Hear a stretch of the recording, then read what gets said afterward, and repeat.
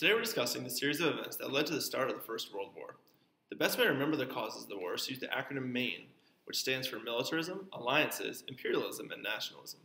We're going to look more closely at each of these four causes and how they led to the war. So, militarism is the race between countries to build their militaries in preparation for war. Because of the growing issues between countries in Europe at this time, many of the countries were starting to increase the size of their militaries to prepare in case of war. This led to a term called the arms race, meaning the countries were competing with each other to get the most weapons, supplies, and other resources needed to defeat their opponent.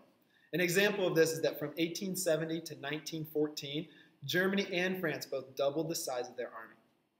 And this was common across Europe because nobody wanted to be unprepared in case war were to break out.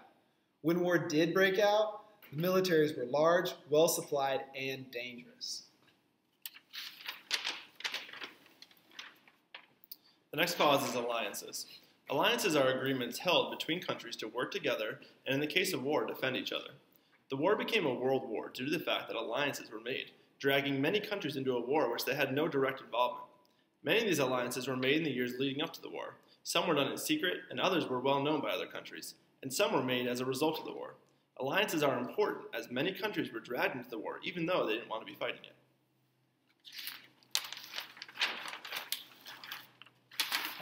Next, we have imperialism. This is the idea of extending a country's size and power by taking or creating colonies throughout the world. Obtaining colonies in other continents gave European countries resources they would not have otherwise.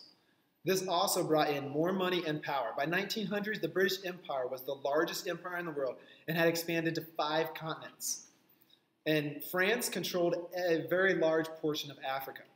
As countries scrambled to establish colonies all over the world, it created a competition and controversy throughout Europe that pitted countries against each other and set them on edge.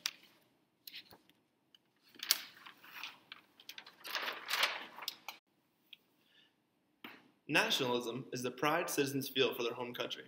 Because of all the imperialism, many smaller countries are being taken advantage of and ruled by larger countries. In these countries, large nationalist groups started to emerge and demand freedom for their countries. As national pride began to expand through these countries, many of the residents were willing and able to go to war to fight for independence. So, next, while all this was going on, Europe began to split into 2 large alliances. First alliance was called the Triple Alliance, also known as the Central Powers. This alliance included Germany, Austria-Hungary, Italy, and later on the Ottoman Empire. Opposing alliance was the Triple Entente, also known as the Allied Powers. This alliance included Great Britain, France, Russia, and eventually 23 more countries, including the United States. In fact, midway through the war, Italy would leave the Central Powers and join sides with the Allied Powers.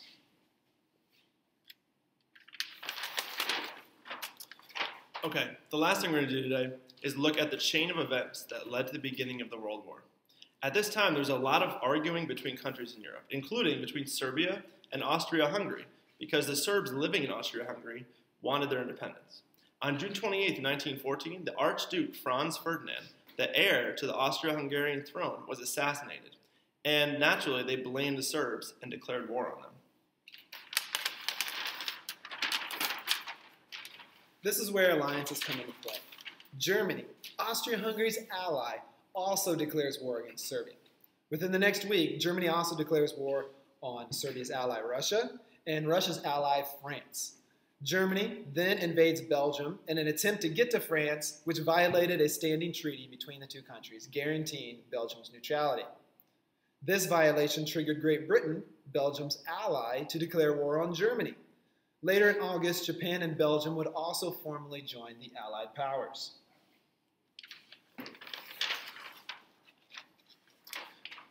So to summarize, there was 4 main causes of the war: militarism, alliances, imperialism, and nationalism. With all of the tension building between the countries, all it took was one event to trigger a world war. The world was a powder keg, and the assassination of Archduke was the match that lit the fuse. The series of alliances between countries resulted in a domino effect, and before we knew it, the world was at war.